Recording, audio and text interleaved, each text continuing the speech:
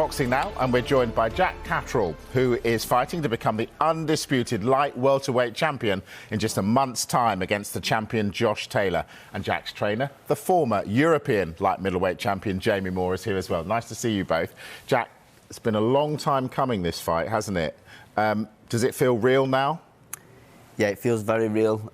We've been waiting for this fight for probably well over 2 years. A lot of things have happened over them 2 years, but we're a month away from the fight now. I'm in the thick of training, I'm excited, and yeah, it's very real for me now.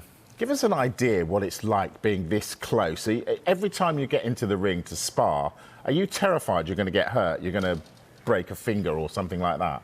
No, I think my mindset at the moment is excitement. I'm excited for the fight. Every day is kind of, I wouldn't say monotonous, but I'm to the gym, I'm home resting, I'm to the gym, listening to Jamie, ticking all the boxes, crossing the T's, dotting the I's, and doing everything asked of me. And of course, it's the first time you're fighting at the start of the year, which I guess means a Christmas training camp. What was that like? Yes, we were scheduled to fight in December, and I was in a good place then, physically, mentally. The fight got pushed back to February. I managed to step off a little bit, but stayed disciplined throughout Christmas. It landed well for me. Christmas was on a Saturday, as was New Year's Day, so that was my rest day. But yeah, it was work straight through, really. And what do you think, trainer? Is he going well? Yeah, everything's on track where it should be at this point in time, as Jack mentioned there, because the fight got delayed from December and been moved back. He was already in a good place, so he had a little bit of a sort of ease-off period over Christmas and New Year. Timing-wise, it was perfect, and then we just sort of hit the ground running going into January. How difficult is it? Because I guess you've got his training to taper at particular times, and suddenly the fight changes, it's in a different place. How hard does that make your life? It's difficult, but you know, such is life. We have to make adjustments, as everybody does in every walk of life, and you know, we manage it. We just take our foot off the pedal a little bit. Maybe gives us more advantages in a sense of give me more time to analyse things and go over things and just make sure we're on the path we should be. And like I say, we just pick it back up when we need to. Now, this is a big fight. How do you feel that he's dealing with the pressure and the demands, you know, like being on the telly, for instance? Well, you know, naturally, any fighter will respond in a way what comes natural to them. For Jack, it's just been literally, he's got that bit between his teeth. I've used the comparison in the past because of the weight division and the sort of stature with Ricky Hatton and Costa Tszyu.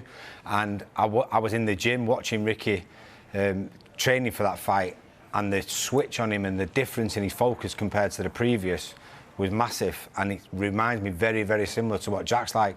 He's like a different animal. He's always been very focused and determined, but it's like he's gone up not just another level but 2 or 3, which he's going to need to, because this is the biggest prize in boxing, you know, the undisputed championship, and he's going to have to perform at his very, very best. And have you had to do things differently preparing for this one? Yeah, obviously, you know, the bigger the task, the bigger my job.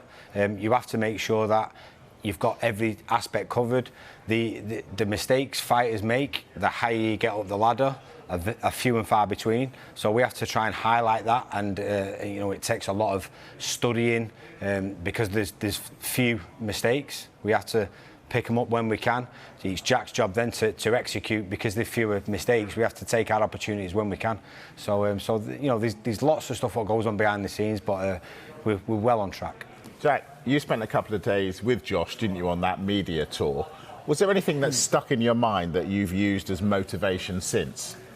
I wouldn't say anything particular stuck in my mind. I'm highly motivated anyway, but yeah, we spent the 2 days together. It was quite thick and fast. We was up in Edinburgh, back down to London, all wrapped up, and then before I know it, I was back at home in the gym in Manchester, but I wouldn't say anything stuck out in particular. Let's face it, he's good, isn't he? How good is he? He's really good, undisputed world champion, but I don't look too much into that. I mean, I've been focusing on myself and what I need to do to beat Josh. Is it a step up for you, would you say? Definitely. I mean, he's fighting for the undisputed. I've been mandatory for the WBO world title for a couple of years now, and I'm getting the chance to fight Josh for all the belts in boxing, so definitely a step up for me. I know you were in Vegas to see him beat Ramirez in May. What did you think? It was a great fight. I've said it before and I'll say it again. I was out there as a Josh Taylor fan, so to speak. I wanted Josh to win the fight so we could be in this position now where we are to get the fight on back in Great Britain. And without giving too much away, how'd you beat him? I beat Josh by listening to the instructions from Jamie and doing the stuff that we've been working on. I wouldn't even say over the last 10, 12 weeks, it's the stuff that I've been doing from the very start of my boxing career and the build-up, the journey, using everything I've learnt over the years and putting it all together on February 26th and going out there and executing it all. You've been in boxing a long time. Do you see any weaknesses in Taylor? Very few, and that's why he's achieved what he's achieved so far. You know, as far as a boxing fan, I'm a Josh Taylor fan. I enjoy watching him fight. He's very exciting, high octane, exciting fighter. And as I mentioned earlier, these mistakes what fighters at that calibre of fighter makes are few and far between.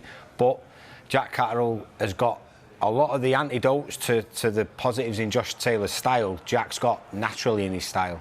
So no, by no stretch of the imagination do we think this is an easy fight or it's easily winnable for us. We know how difficult the fight's going to be, but I have no doubt in my mind Jack Catterall is capable of beating Josh Taylor. Well, Jack said a number of times he listens to what you say. You're up against a trainer in the shape of Ben Davison. Is he someone you respect? Of course, Ben's achieved a lot in the time he's been in boxing, and you know, when somebody's been in the corners what Ben's been involved in the fight he's been in, you can't have anything but respect for him. So yeah, I think this type of fight, it doesn't need needle and bad blood. It's just two good guys, top class fighters fighting against each other. They'll put on a hell of a show and may the best man win. Yeah, indeed. And now you're into film, gloves are off later. Now, he's done it before, has Josh Taylor. Let's have a look at it. I can see right through your bravado. You can't I can see right through it. You can't see I can nothing? see right through it. I can see it in your eyes. All right.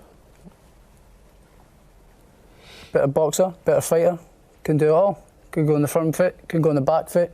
I can fight. I can do it all. So I just believe I'm better than him in every department. I'll shake his hand. All the best. Yeah. Now, that is a serious, confident man. Are you ready for that? Of course I am. I've been preparing for this moment and these events for a long time now. I've been waiting for my opportunity and I'm here and I'm ready for it. Jamie, when boxers do something like that, is it possible to get an edge just by getting in someone's head? Absolutely, and you know, some fighters thrive off that. I think Josh is one of them. He's very good psychologically, but as I said before, Jack's got a lot of the antidotes, the kryptonite, so to speak, to what Josh does, and one of those things is Jack's so laid back. It's like water off a duck's back. It doesn't really affect him in that way. He's so strong-minded, and it's very difficult to veer him off path, and that's why it'll be a good fight because.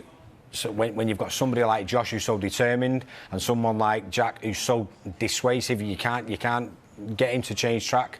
That's when you know you're in for a good fight. Oh, I'm looking forward to it. Now, we've heard from the England football manager, Gareth Southgate, today, talking about how important music is before his players go out and play. Is there anything that you would pick particularly to get your boxer pumped and ready to go? I think we, as a team, Nige Travis, who's my right-hand man, he's always in charge of the music in our changing rooms. Anyone who's been in our changing rooms always says it's like a disco, and that's to create that sort of environment in a way, maybe to make it more relaxed, so the fighter's not uptight and tense. And we get to a certain stage, the fighter then sort of gives the nod, and he has his own little playlist ready to take over. Because I think Gareth's right, the music does play a big part in getting you into that mindset and getting you on the right vibrational frequency. What's the music that works for you? There's a few certain songs, a bit of hip-hop, bit of rap, maybe, but yeah, I kind of let Jamie and Nigel play the playlist, and then there's a few songs that I'll listen to before the ring walk to really get me fired up and in that mindset. February 26th, then, the fight. You win it. What are you doing on February 27th? Wake up in the morning with all the belts and wake up at the side of my little baby daughter and give her a big cuddle. I love that. There's no better way to finish than that.